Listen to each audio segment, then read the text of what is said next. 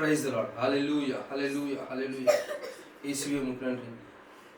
இந்த 2025ல இந்த வருஷத்துல ஆண்டவர் உங்களுக்கு எதுனா நன்மைகள் செய்திருந்தால் சாட்சியை சபை முன்பாக நீங்க பகிர்ந்து கொள்ளுங்கள். ஆண்டவருடைய நாமம் மகிமைப்படுத்தும். ஹல்லேலூயா.